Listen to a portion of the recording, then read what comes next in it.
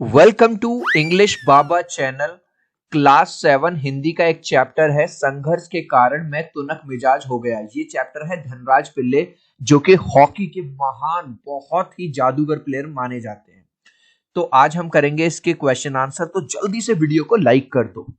आई hope children आपने video को like कर दिया है और अभी तक चैनल को सब्सक्राइब नहीं किया तो सब्सक्राइब कर दो सो दैट आपको हमारे सारे अपडेट्स मिलते हैं।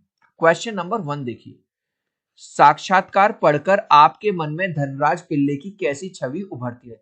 चिल्ड्रन, साक्षात्कार का मतलब होता है इंटरव्यू, मतलब किसी इंटरव्यू लेने वाले पर्सन ने इनका इंटरव्यू लिया, वो ही हमने इस चैप्टर में पढ़ा। जब हमने इनके बारे में पढ़ा तो इनके बारे में हमें क्या पता चलता है, इनकी छवि कैसी है, वर्णन कीजिए।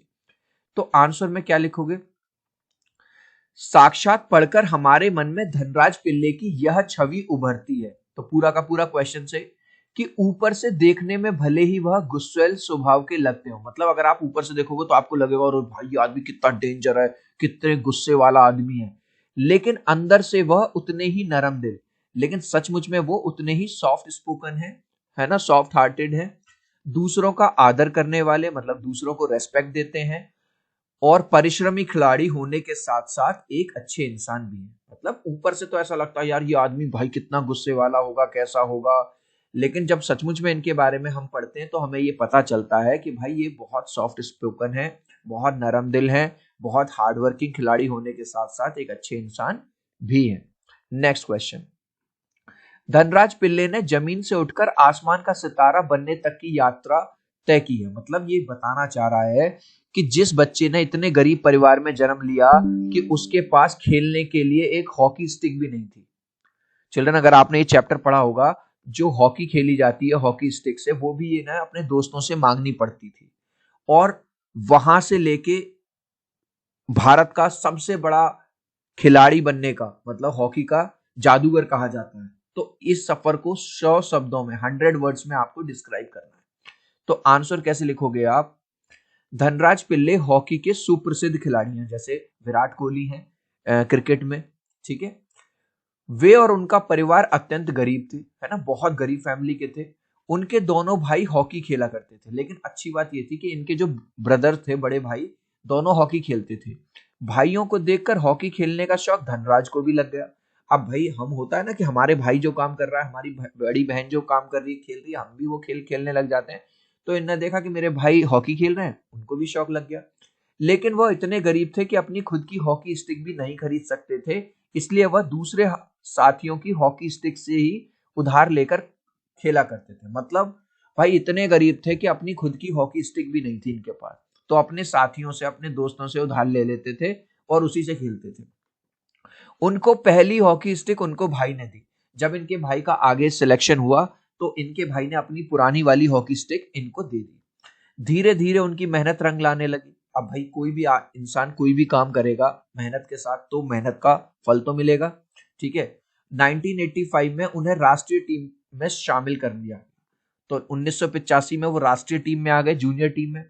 1986 में वो भारतीय सीनियर टीम के खिलाड़ी बन गए, मतलब होता है ना जैसे अंडर 19 आपने सुना होगा, और फिर सीनियर खिलाड़ी भी बन गए। और लास्ट में अंततः 1989 में उन्हें एशिया कप कैंप के लिए चुना गया। मतलब एशिया कैंप के लिए जो खिलाड़ियों की टीम बनी उनमें से एक खिलाड़ी ये भी थे। और फिर कभी उन्होंने पीछे मुड़कर नहीं देखा, फिर तो मतलब वो सफलता के नए आयाम लिखते गए। तो इस तरह से अगर आप पूरे क्वेश्चन को लिखोगे तो आपको फुल मार्क्स मिल जाएंगे। नेक्स्ट, मेरी मां ने मुझे अपनी प्रसिद्धि को विनम्रता से संभालने की सीख दी है। धनराज पिल्ले की इस बात का क्या कथन है? देखो चिल्ड्रन, होता है ना कभी कभी खिलाड़ी बहुत फेमस हो जाते हैं तो उनके अंदर घमंड आ जाता है ना, वो किसी से बात नहीं करते ढंग से, ये वो, लेकिन वो ये कहते हैं कि मैं जितना फेमस हुआ मेरी माँ ने मुझे यही सिखाया कि बेटा हमें भूलना नहीं चाहिए कि हम कहां से आए हैं। तो आंसर कैसे लिखोगे?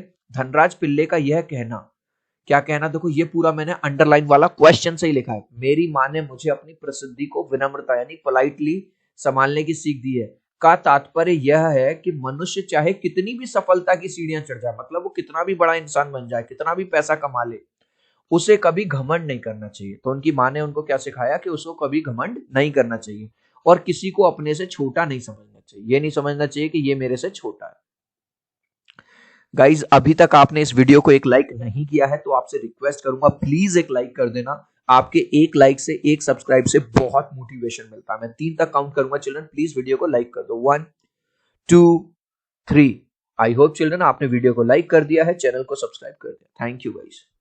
नेक्स्ट क्वेश्चन, ध्यानचंद को हॉकी का जादूगर क्यों कहा जाता है, पता लगाइए। जैसे सचिन तेंदुलकर को कहते हैं गॉड ऑफ क्रिकेट, है ना, ऐसे ही ध्यानचंद को हॉकी का जादूगर निम्नलिखित कारणों से कहा जाता है। नंबर 1, उन्होंने भारतीय हॉकी को लगातार कई स्वर्ण पदक मतलब गोल्ड मेडल, है ना, दिलवाए, जैसे क्रिकेट में वर्ल्ड कप होता है। भारतीय हॉकी को धरातल से उठाकर सफलता के क्षितिज, मतलब जो हॉकी की टीम बिल्कुल अच्छा परफॉर्म नहीं कर रही थी उसको बिल्कुल एक हाई लेवल पे ले गए। उनकी हॉकी खेलने की शैली तथा उनके द्वारा किए गए गोलों की संख्या उन्हें विलक्षण बनाती थी। भाई किसी भी खिलाड़ी को ग्रेट क्या बनाता है, जैसे हम क्रिस्टियानो रोनाल्डो की बात करते हैं, मैसी की बात करते हैं, तो ऐसी बस बात करते हैं क्योंकि ये जो अपने काम में इतने अच्छे हैं, इतने ज्यादा गोल करते हैं, तो ऐसे इनकी जो हॉकी खेलने का जो तरीका था, लगातार ये गोल करते थे, ये ही उनको विलक्षण बनाती है और इन्हीं कारणों से इनको हॉकी का जादूगर कहा जाता है। नेक्स्ट, किन विशेषताओं के कारण हॉकी भारत का राष्ट्रीय खेल। चिल्ड्रन आपको पता होगा हमारा जो नेशनल स्पोर्ट है, नेशनल गेम है, वो हॉकी है। तो क्यों हॉकी को निम्नलिखित विशेषताओं के कारण भारत का राष्ट्रीय खेल माना जाता है। नंबर 1, हॉकी व्यायाम का सर्वोत्तम साधन। व्यायाम मतलब एक्सरसाइज, इतना भागना दौड़ना कूदना होता है कि एक्सरसाइज हो जाती है। नंबर 2, यह खेल आपस में मेलजोल तथा भाईचारे की भावना बढ़ाता है। भाई जब आप हॉकी खेलोगे, ठीक है, तो आपस में लोग एक दूसरे को जानेंगे, मेलजोल होगा, है ना, ब्रदरहुड की फीलिंग डेवलप होगी। भारत के जमींदार, जो बड़े बड़े लैंडलॉर्ड हुआ करते थे भारत में जो राजा महाराजा हुआ करते थे, पुराने राजाओं में यह खेल अत्यंत लोकप्रिय था, वो भी इस खेल को बहुत ज्यादा खेला कर। तो इन्हीं वजह से भारत जो हॉकी है उसको राष्ट्रीय खेल माना जाता है। चिल्ड्रन इस लास्ट क्वेश्चन का आंसर आप मुझे दोगे कमेंट सेक्शन में, देखूंगा कितने बच्चे राइट आंसर देंगे।